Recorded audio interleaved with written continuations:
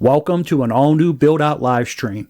You can join the stream every Wednesday at noon Eastern Daylight Time, exclusively here on LinkedIn. The stream will be starting in just 1 minute. In the meantime, let me take this opportunity to talk about the graphic design platform that I use to create the social media graphics, overlays, and studio graphics for the Build Out series.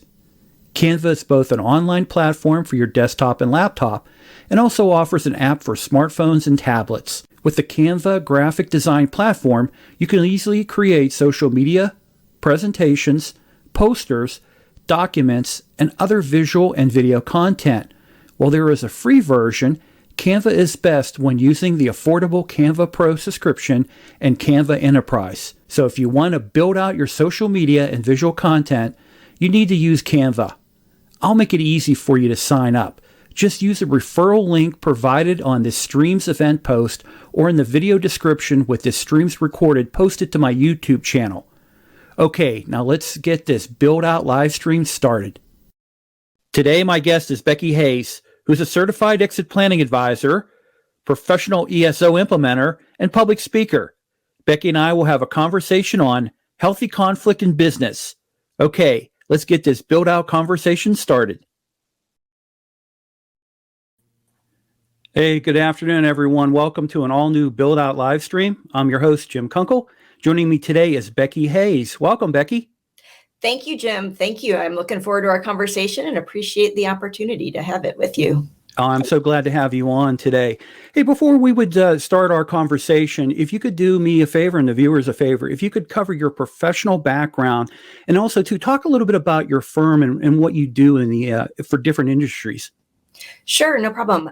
So a little bit about my background. I was born into an entrepreneurial family. My dad was an electrician and he ran a business from our home through most of my childhood. So I kind of lived in a small business for the majority of my life. And I had a couple uncles and a grandfather that were also entrepreneurs. And so when I started my own career, I did start working in a small and business and have spent most of my career in that kind of entrepreneurial business space. And with that, I think from a pretty young age, I just started to ask some questions as to what is it that makes some businesses more successful than others. And most recently was at a engineering staffing firm and ended up being in a role called the integrator, kind of the person that manages the day-to-day operations of the business. And we went through a great growth journey, went from 6 million to 25 million in revenue over the 9 years I was there. And, part of that journey for me just kept asking the question of, why do we keep putting out the same fires? How can we prevent them from happening? And we stumbled a book called Traction by Gino Wickman, and it just lays out a methodology called the Entrepreneurial Operating System, or EOS. And it really just helped us transform the way we manage that business, so much to the point that about 5 years ago, I started my own business and got formally trained into how to help other companies implement this business management methodology in their organizations. And so that's what my firm does today, working with leadership teams, typically of companies with 8 or more employees, helping them get crystal clear on their vision, where they're going as an organization, ultimately how they're going to get there, helping them increase traction or discipline and accountability, and helping them to become more healthy as an organization in the way that they interact with each other.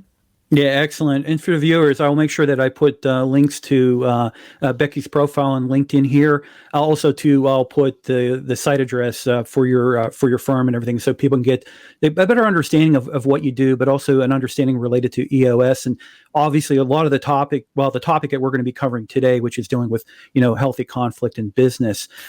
For the viewers, let me bring up the agenda that we're going to be covering this afternoon. Excuse me. So we're going to be talking a lot about healthy conflict in the workplace. We're going to talk about are you a strong team member? Then I'm going to have a short video review of a Harvard Business Review article about having disagreement in the workplace. Beckie, so let me open this up and ask you a question. When it comes to companies, organizations, which business groups or functions, let's say like accounting, sales, marketing, IT, which of these groups tend to experience an increase in conflict? It's a great question, Jim. And, where I see a lot of conflict take place is in areas of the business where there's not a real clear answer. If you're talking about finance, when the budget balances, it does. And that is pretty straightforward. Where there's a little bit more of that creative side, there's a lot of different perspectives on how to do it. But really, in the functions of the business where they come together, if sales and marketing is wanting to launch a whole new advertising campaign to drive more business, but finance is trying to balance the budget, there's a potential for conflict there. Or similarly, when sales is out doing their best to meet their quota and sell a lot, sometimes operations comes in and says, you told the prospect what? We can't deliver on that. So again, those kinds of things are opportunities for different perspectives and different motivations to come in conflict with one another. Yeah, I personally experienced that in a past job where I worked for a technology more in the related to the networking infrastructure. I worked for a company here in the Pittsburgh region, and when we had a manufacturing side that we would make switches and box for network switches and also cabling as well. And as a business development person, I landed it was a larger contract, over $1 million worth of cables, and it was not part of the planning going into the year. In other words, it was unexpected. Basically, a relationship developed with a client of mine, and they said, hey, part of the deal was that they had to have inventory on your cabling. And so I had to go to the manufacturing manager, and I literally it was like the most hostile conversation I've ever had was, oh my God, how are we going to be able to do this? Now we got to bring in more people. The line can't handle that. I mean, it's a good thing we were able to get through it, but it was something that was unexpected. And it was, instead of, for me as a salesperson, I'm like, everybody should be happy. We got money coming in. And it turned out it was, oh my God, this is going to be a logistical nightmare and a manufacturing nightmare to make changes. So I can personally say that I've experienced that. As a working professional, let me ask you, how do I identify that I'm in a healthy conflict situation? How can I identify that? Yeah, it's also a great question. Everybody faces conflict a little bit differently. So I think when there's any sort of sense of that underlying stress or trepidation about going into work, or a big sign is if you leave work and you're going to a friend or a significant other and venting a lot about what's going on at work, there's a good chance that there may be a need for you to have some conversations with people that you're having that type of conflict with.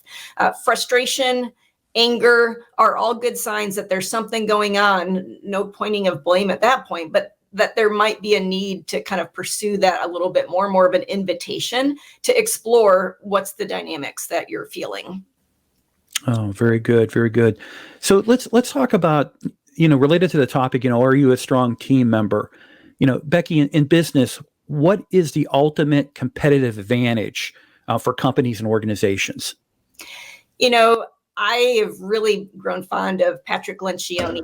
He's written a book called The 5 Dysfunctions of a Team. And if anybody's not read it out there, I highly recommend it as a great resource.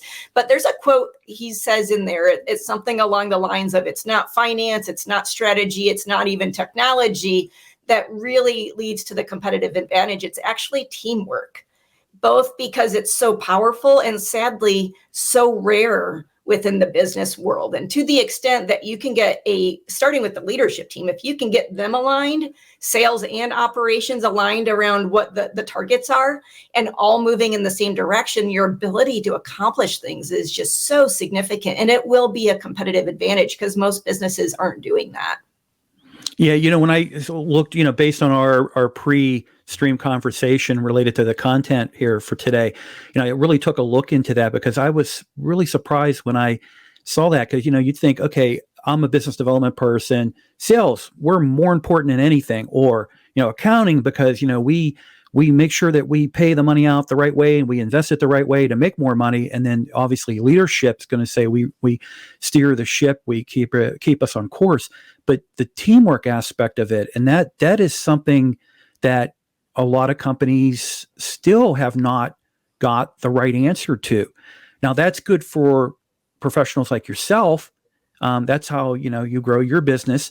But it's an area that a lot of companies and organizations really need to focus hard on because the success or failure of a business or an organization is based on that principle with the teamwork. And to your point, everyone's working in one direction and focus on goals.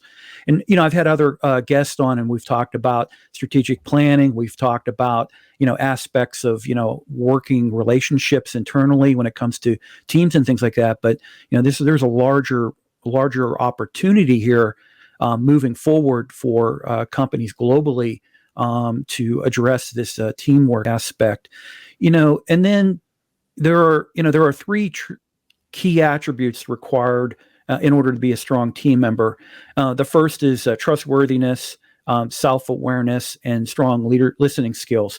And looking at these three attributes, what are some self-assessments or questions that we should be asking ourselves? So around the concept of trustworthiness, just doing some inward reflection on how you appear in a group or a team that you're a part of, you may ask yourself, do I actually do what I say I'm going to do and do that consistently? And do I really have the team's best interest at heart, or am I only looking after myself? Mm-hmm. You can also just ask yourself, do I show respect by showing up to meetings on time? And lastly, and this is a little bit of a tough one, but are you fully present during discussions? With the rise of smart technology and whatnot, it's very easy to be checking your phone intermittently throughout a meeting, but really to the degree that you can set that aside and be fully engaged in the conversation, that all is helping to feed into whether or not people are feeling like they're able to trust you. And as far as the self-awareness side, I'd ask the question, how well do you know what your strengths and weaknesses are? And do you know how you're planning to address the areas that you are weaker in when you've honestly assessed them? And how well do you manage your emotions? Some people tend to stuff them and avoid them. Some people tend to explode at any little frustration.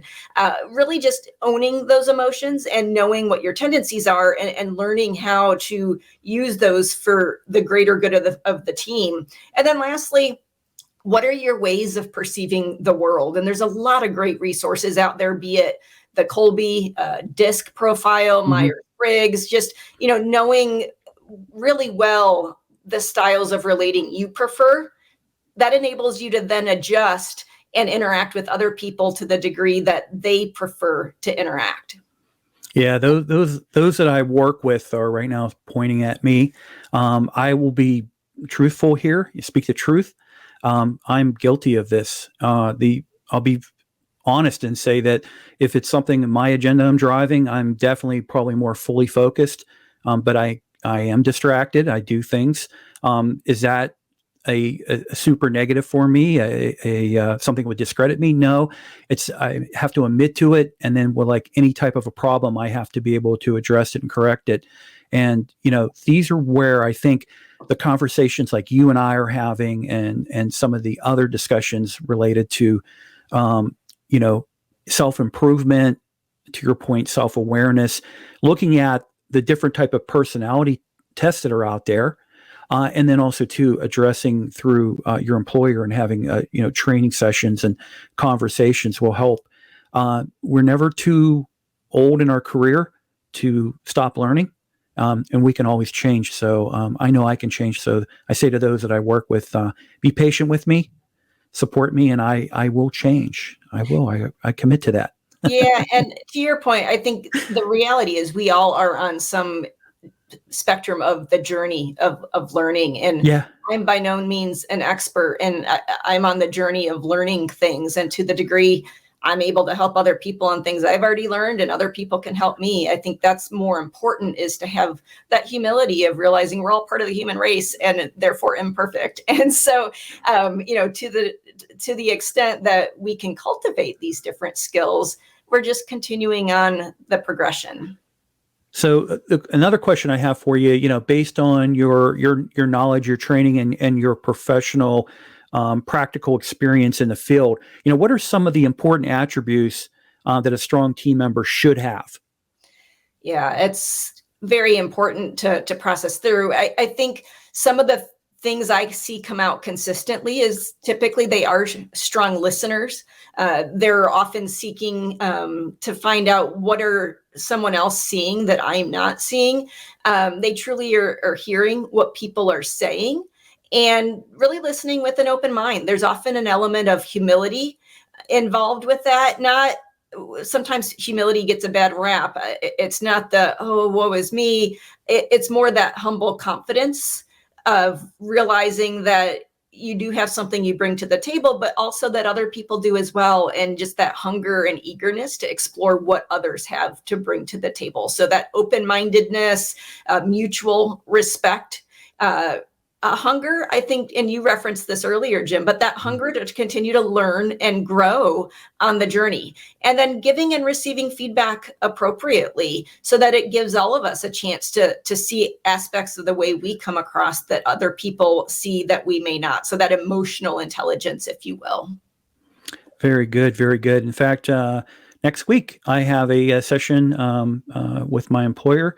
We're going to be doing emotional intelligence, and we have done, in my current career, it's a Myers-Briggs, the DISC, and everything like that, and they've been very beneficial.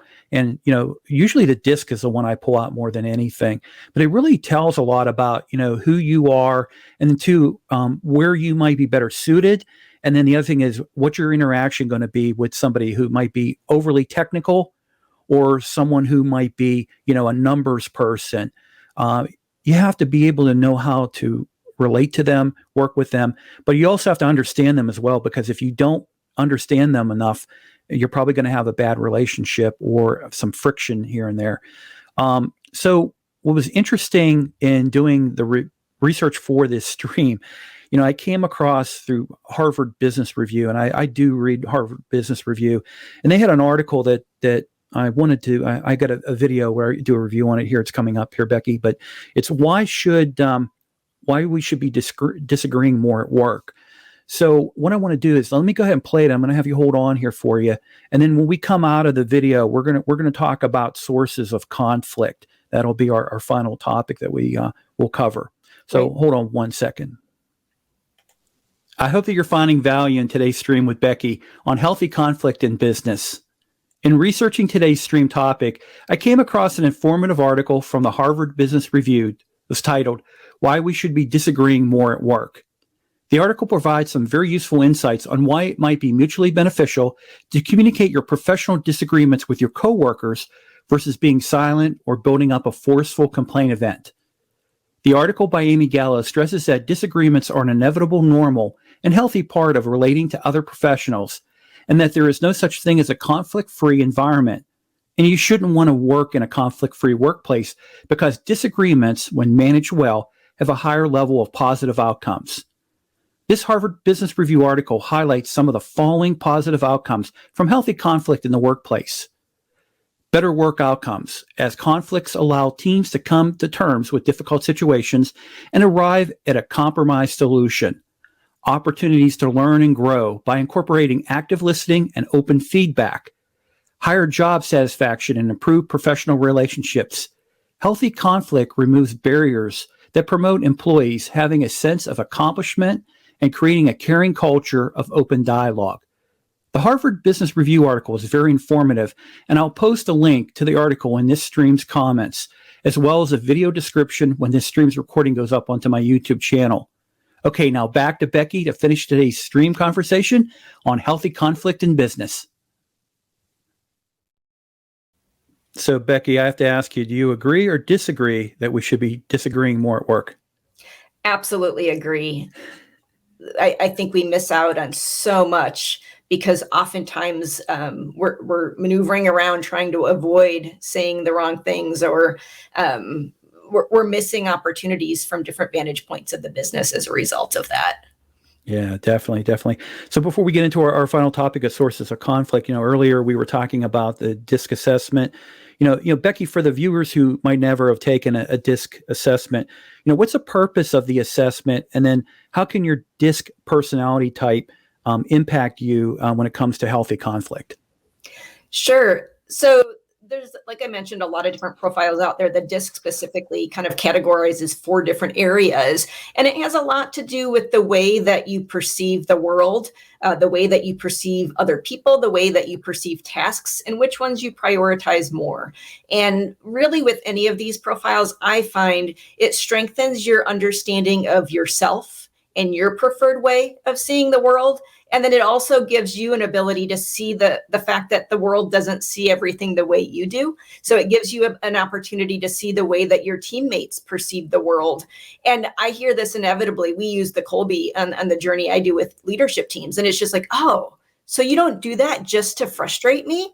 And it sounds so silly, but if someone's a very detail-oriented person and another person's more focused on relationships and just bigger picture, there's again going to be just a source of conflict. And once they understand that they just see the world differently, they begin to actually see the strengths that each of them brings to the team, and then they begin to learn how to lean into each other in those areas where they may not have that strength. Very good, very good. So now let's move on and talk about sources of conflict and the mindset towards conflict. I know you had shared with me a presentation that you do, and there were several slides related to this. For the viewers, if you could kind of maybe go through the material that were on those slides, I found it super fascinating. Sure. I think to begin with, when some sort of conflict arises, as I mentioned before, maybe you're feeling frustrated, I think the reality is most people have never been trained anywhere in their life on what to do in those types of situations. And so for myself, I'm a big journaler. Everybody's got a different tool that works for them. But I find if I can really reflect on what happened in the situation, how am I feeling about what happened, and then dig deeper, what other emotions am I feeling? So usually the first emotion you may feel is frustration or anger, but as you drill down and ask yourself why, there's typically much more underneath it. And so if you can sort out, is this my own issue, maybe triggered from a previous life experience, or did maybe that other person, in my understanding, the way I'm perceiving it, do something wrong? And so as you can decipher through that, then you can decide, does it make sense for us to have a conversation? And so in doing that is first diffuse the emotion, whichever way you do that best, maybe exercising, maybe journaling, and start identifying what's causing that conflict. Is it merely the fact that you're not getting your own way? Or is someone not doing or didn't do what they committed to you or the team to do? Or maybe is someone distracted during a team meeting when you guys have agreed upon a ground rule of not being on your phone during the meeting? Or are they just taking a different approach to a project, and maybe the DISC profile might come in there? So really taking that approach of learning, seeking to learn what happened and look at both views of the situation and the impact that's having on both sides. And then just really ultimately decide if there's any assumptions that either of you may have been making that aren't accurate either about the other person or about the situation. And one thing I'll highlight here is it's really important to realize that communication is not just in the words, but your attitude, your tone, and your body language are going to be communicating a lot as well. And so when you then think about the idea of the mindset around conflict, I find most people, when they hear the word conflict, it's not uncommon, or many people, I'd say, it's right up there with going to the dentist. It's not something that is on our top 10 list of most exciting things to do. And so really understanding the way that you view it. Do you fight or flight? So when it comes up, do you have to prove that you're right at all costs, or do you run in the other direction and do whatever you can to avoid the topic? And once you realize that and recognize that there's probably somewhere in the middle that would be a more productive way that you can adjust by just doing a handful of different things that will actually help you see it as an invitation to explore what the true story ultimately is. And so when you do that, I think it can help you understand you can enjoy conflict, because it's almost like this scavenger hunt of where did we miss each other? I'm assuming the best of this other person, but somehow we're not connecting here. What went wrong? And, for many people, if they've never seen conflict modeled in a healthy way anywhere in their life, and I was doing a team building workshop for a group of MBA students a while back, and, part of it was focused on having healthy conflict because they were going to be doing a lot of team projects during their studies. And I asked, there was 40 of them, and I asked the room, how many of you have ever experienced or seen healthy conflict modeled anywhere in your life? And only 4 of them had ever seen that modeled. And it just really, for me, was a paradigm shift and helping me recognize that if they didn't see it in their home growing up, they probably didn't learn it in school, sometimes not even in sports. And so I shouldn't be surprised when I go to work with the leadership team that many of them have merely never seen it modeled, and they're just going with whatever either they've experienced or what's wired in them naturally to do. And so I think that's really important to highlight. Different personalities, miscommunications, competing priorities, previous experiences that may have nothing to do with the current interaction, all could be potential sources of conflict. What is outstanding is what you just covered. Beyond work, your professional work, this can be applied to your professional relationships, your personal relationships as well. And, I that's what I find fascinating with the whole studies around this. When we approach conflict, and importantly, what are some of the costs associated if conflict turns unhealthy? I know there are different studies out there that I saw. In your opinion, what are some of the costs of an unhealthy conflict at work? Sure. I see that all the time. When someone's doing a postmortem on a project that failed, well, I knew that was going to happen all along. It's that kind of conversation that was never had for whatever reason. I think a key, really important attribute that a leader needs to have is creating a safe space where a team can be open and honest when they're doing the project planning. Is what are the potential issues that we may encounter? Don't just be a yes person. Let's raise those, but creating a safe space for people to be willing to have the courage to have those kinds of conversations, because otherwise what can happen is you may risk missing your revenue target for the year, for the quarter. The business may not be profitable. There can be a lack of accountability. I hear this all the time when I'm working with leadership teams is you missed your sales goal for the quarter. What happened? And as we drill down underneath it, somehow there's some mindset or lie that they're believing. Well, I thought it would be mean during COVID to push them too hard on meeting their sales behaviors. Mm-hmm. And you begin to see if that's what you believe and you're heading up that part of the organization, you're probably not going to get the results ultimately that you need to get. And it can lead to employee stress. I mean, so many people, when they go home and they're venting to their friends, their family members, it's all they can talk about over. And I've experienced that, friends have experienced that, is it's a lot of turnover then because they're not seeing a pathway to getting a better outcome. And then broken relationships ultimately can be a consequence as well. Yeah, it's just the ultimate cost is so huge, and you really look at it economically. It's substantial. There's no doubt about that. Mm-hmm. Now that we talked about what can happen if conflict turns unhealthy, you do this as you're living your professional living and everything, and so obviously don't give away all the secrets. But what are some of the key steps to having healthy conflict?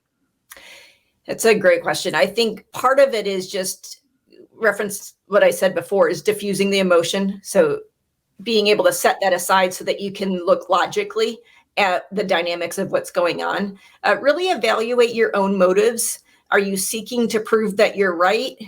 Or are you on a learning exploration to figure out what went wrong, that we're not on the same page?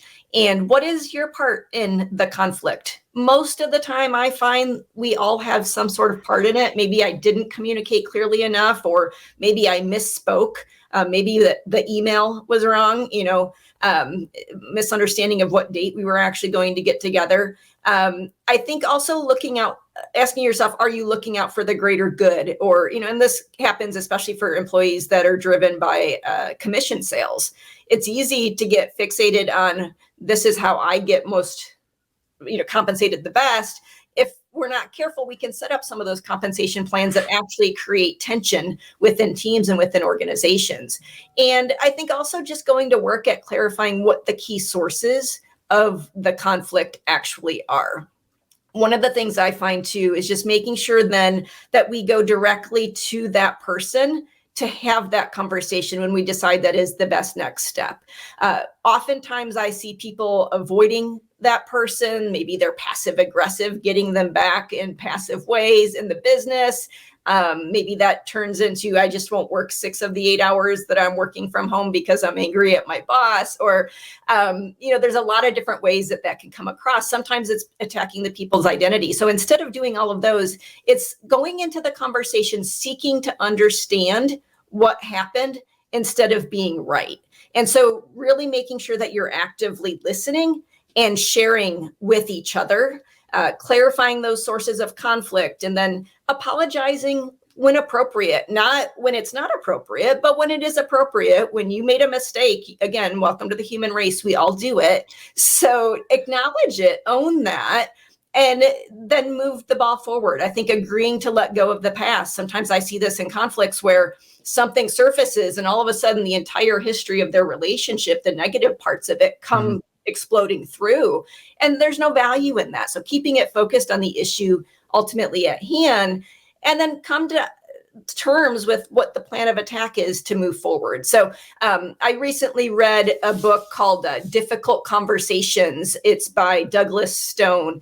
And if, again, people are looking for another great book, that's a wonderful one. And one of the things they talked about in there is, going into any sort of conflict type or difficult situation is just making sure that you're giving the other person the ability to share their version of what happened, understanding the emotions of how they felt as a result of this conflict, and then making sure you've got a chance for yourself to share your version of the story and the emotions that you felt, and then moving towards the issue resolution. So what are we going to do to fix this? And then lastly, what are we going to put into place to help prevent it from happening in the future? And where there's a disconnect oftentimes is the emotions just take over, or we go right to problem solving, but people haven't been heard yet. And oftentimes in the sharing of the stories is where you begin to, they heard one thing, you felt like you said another, that was where you missed each other. And all of a sudden, they're not an evil person. There was just a miscommunication. And I'd say a good portion in business of conflict I see is just, it was a miscommunication. And once that gets cleared up, they're able to effectively resolve that and be able to move forward. And, there are times even in business where they're not able to get on the same page, and you might seek a third party to help facilitate that when necessary. So maybe it's a project manager or a manager, or, it's part of what I do for a living. I'm a facilitator. So, just realize that there is resources available out there as well. So for my final question with you is going to be on the topic of communication. And I believe it was when I took my Berkman, it was that my aspect of using email, I'm not really good at inflection and using it. And a lot of times people would misinterpret my emails. And the other thing is, a lot of times when I write an email, I put way too much detail in it, and it turns out to be like a chapter in a book.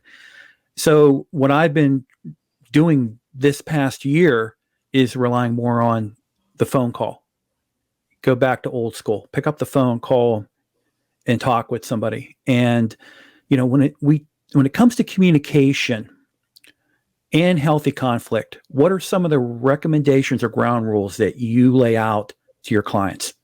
It's really key. And thank you for bringing that up. I think one thing to keep in mind is communication is not merely our words. And I think for some reason we tend to think they are. And you'll hear it even from a young age. Well, I told them I was sorry. But realizing the tone and the body language and the emotion. Yeah. And the words, all 4 of those together intertwined, are what are communicating the message to people. And anytime those are not in agreement, something inside of us says something's not right. And so when you think about the mode of communication, be it email or phone, Zoom in some ways has helped out on this because you are seeing the person, over just a phone call. But I think just realizing as you're communicating, all of those play into a part in that effective communication. As far as ground rules, my strong recommendation is, as a team, come up with a set of ground rules that you are willing to commit to. And there's a million different ones out there. But when you can agree to them ahead of time, not in the middle of a conflict, then you're all on the same page with what you expect. And inevitably, one of us will step out of line, but it's then okay to tap them on the shoulder and say, hey, let's rein this back in. We agreed to do X, Y, and Z. That's not happening here. Let's readjust. And so some of those ground rules might be focusing on solving the issue with no personal attacks. Maybe it's dealing with the issues as they arise and not keeping all the long record of all the past issues.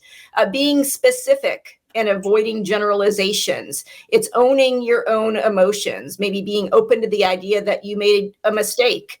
Leaving your ego at the door, no name calling, treat others with dignity and respect, use active listening, and ultimately assuming good intentions of the other person. So those are just a couple of examples. Typically what I'll find is teams will come up with the ones that make the most sense for them. They kind of have fun with it. And when you know what to expect going into a conflict, it somehow eases the tension. And I think it's like anything, when you first started learning algebra, odds are you weren't an expert at it. And I feel like interacting with people and having conflict is not something most of us have ever been trained on. But there's so many resources available out there, and we can choose ultimately to be active in learning to get better at those. Yeah, it's definitely up to all of us. It's just, the information's there. The research is there, the help is there. Just have to really reach out and embrace it. And like I say, for me and for others, we just have to admit that, listen, this is a problem I have, a challenge I have, and I need to face it, confess to it, and then also learn and take advantage of the resources that are out there. Becky, before we close out today's topic and then also close out the stream, I wanted to let the viewers know that next week's going to be a special LinkedIn Super Friends edition. We're going to have the host of Connections for Life and also Coffee with Jim and James, along with Heidi Brooks and Michael Lamont as well. And we're going to be having a real fun conversation about being content creators, and then also too about our series that we do here on LinkedIn. So tune in next Wednesday at noon, and we're going to have a great time. Becky, in closing this out, is there anything that we did not talk about that you would want to leave with the viewers? Sure. I think one thing is just to realize that, our personalities, our background, and our experiences all feed into the way that we interact with each other.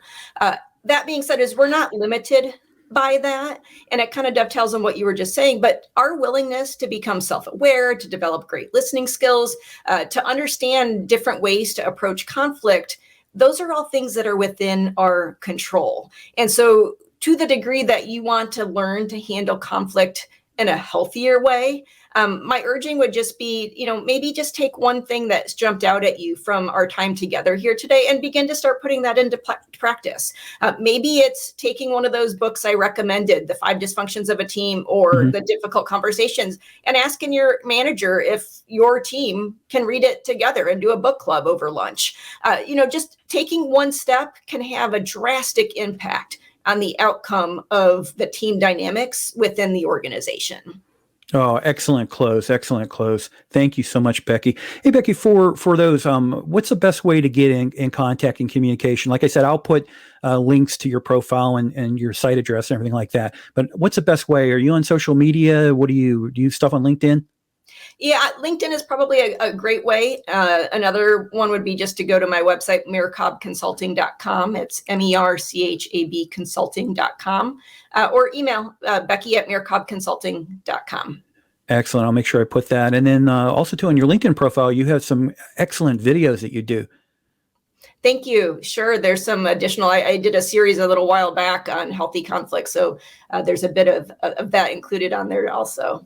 Okay. And then if anybody wants to get in contact with me, email is jim@jimkunkle.com.